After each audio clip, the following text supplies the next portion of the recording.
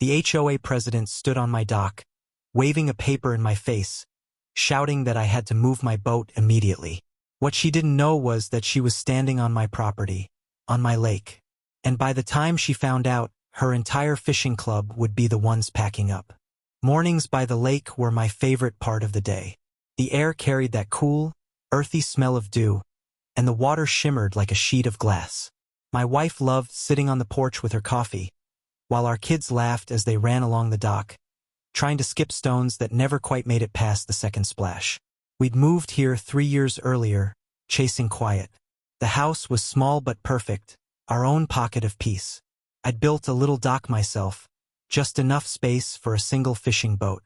Early mornings, I'd drift across the water with a thermos of coffee and no plans at all. The HOA existed, sure. They managed the gate, the signs, the newsletter nobody read. They seemed harmless, until the day someone in that office decided my boat ruined their view. Peace, I've learned, doesn't end with noise. It ends when someone mistakes control for order. It started on a Saturday morning. I was sanding the dock rail when I heard the crunch of heels on gravel. 3 people approached, clipboards in hand. Leading them was a woman in sunglasses sharp enough to cut steel. Diane, the HOA president. "Good morning," I said. Her reply came crisp and cold. "Sir, you're in violation of HOA Regulation 7C. Unauthorized use of community water property." I blinked. "Community water property? This lake," she said, tapping her paper. "Your dock and boat are sitting on HOA land. You'll need to move them immediately." I laughed softly, thinking it was a joke. "Ma'am, I bought this property because it touches the lake." She frowned. "Touching isn't owning. You'll be fined $200 per day until it's removed." Behind her, one of the board members smirked like they'd just caught a criminal. I felt my chest tighten. Not with anger, but disbelief. "I'll review your paperwork," I said evenly. "If there's a misunderstanding, I'll fix it." "There's no misunderstanding," she snapped. "This lake belongs to the HOA." But she didn't know that her certainty was about to meet reality. As she walked away, the reflection of her clipboard shimmered in the water beside my dock. And I decided that before I moved anything, I was going to find out exactly who owned what. Within a week, I started receiving letters. First, a warning, then a fine, then another fine doubled for non-compliance. Each envelope felt heavier than the last. They called my boat an obstruction, my dock unauthorized, and even hinted that my property might be subject to disciplinary review. They wanted me to feel cornered, like I was one signature away from surrender. But they didn't understand. My patience isn't weakness. It's the quiet before precision. Neighbors started whispering. One stopped by and said, "Diane's really going after you. She says the board owns everything past the fence line." I smiled. "We'll see about that." Because behind my calm voice, I'd already started planning. I wasn't going to move the boat. I was going to move the balance of power. Monday morning, I drove down to the county clerk's office. The woman behind the desk smiled when I told her what I needed. "Property records for parcel 227B. The lake lots," I said. She typed for a while, squinting at the screen. Then her eyebrows lifted. "Interesting," she murmured. "Looks like this lake was deeded separately back in the 80s. HOA rights expired in 2004. "Expired?" She nodded. "Technically, whoever owns Lot 5 owns the lake." I stared at the form in her hand. "Lot 5, my address." She printed everything for me. Maps, deeds, county stamps, signatures older than Diane's HOA itself. Walking back to my truck, I felt something new. Not anger, not relief, power. The kind that comes when you realize the bully never had a weapon, just a loud voice. That evening, I sat on the porch and spread the papers across the table. My wife read every line, her smile growing with each page. "So all this time," I nodded. "They've been threatening me on land I own." She laughed. "You're going to tell them?" "Oh," I said, sipping my coffee. "I'm going to show them."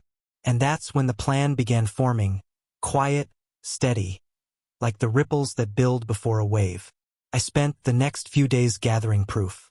Photographs of survey markers, copies of the original deed, legal confirmation from a property lawyer. Every line reinforced the same truth. The HOA had no authority over the lake or anything floating on it. But I didn't want a shouting match on the street. No, I wanted a moment so clear that even Diane's confidence would crack. So I waited. The HOA's annual Community Lake Day was coming up, a big event where Diane's fishing club gathered at the dock for their photo ops and trophies. My wife asked, "You really want to do this in front of everyone?" "Not out of spite," I said. "Out of clarity." The night before the event, I loaded my truck with folders, laminated maps, and 2 signs covered in cloth. As I stood by the window that evening, I looked at my quiet lake and thought, tomorrow, they'll finally learn who's really been hosting their parties.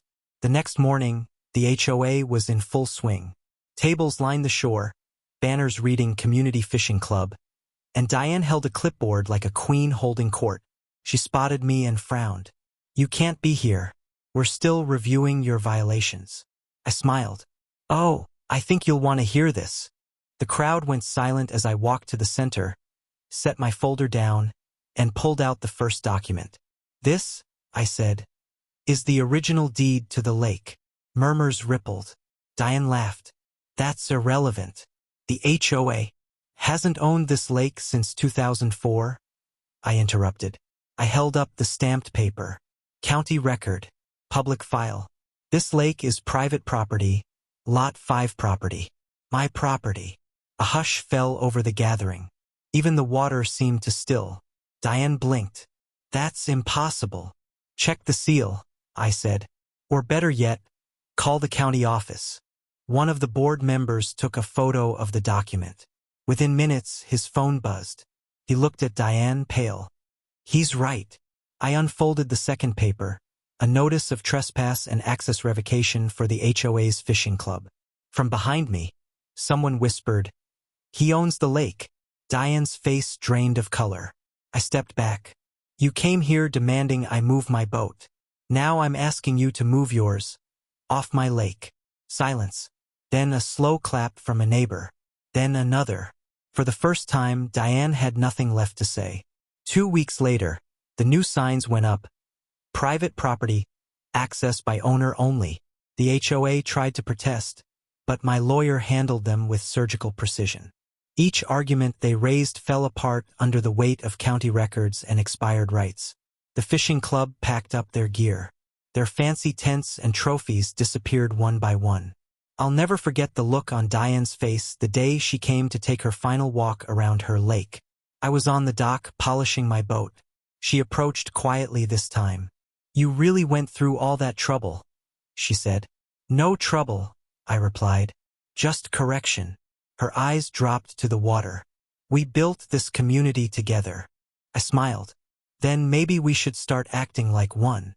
She didn't answer, just turned and left, her reflection wobbling in the lake she'd once claimed. That evening, I replaced the second sign. Private lake. Respectfully, no HOA activity beyond this point. Not to gloat, just to remind everyone that peace, once stolen, deserves boundaries. The fallout was quieter than I expected. Diane resigned from the HOA board within a month. New members took over, people who believed in cooperation, not control. Neighbors began to wave again. Some even apologized for not standing up earlier. I didn't hold it against them. Fear of authority is a powerful thing until someone proves it hollow. The lake returned to what it had always been. Calm, reflective, peaceful. I could finally take my boat out without side eyes or fines, just ripples and silence. Every time I looked at that water, I remembered how close I came to giving in, and how standing your ground doesn't always mean raising your voice. Sometimes it just means knowing the truth and letting it do the talking. They say power reveals character. I think it just amplifies it. The HOA didn't lose because I shouted louder. They lost because the truth doesn't need permission to exist. The lake is quiet again now, the way it was meant to be. And every sunrise over that water reminds me, peace isn't free. You earn it by defending it. So tell me, If someone tried to fine you for something that was yours, would you pay them or make them pack up? Because sometimes justice isn't about revenge. It's about reminding people that ownership doesn't come from paperwork. It comes from standing firm when others try to take what's yours. And as far as I'm concerned, this lake has never looked better.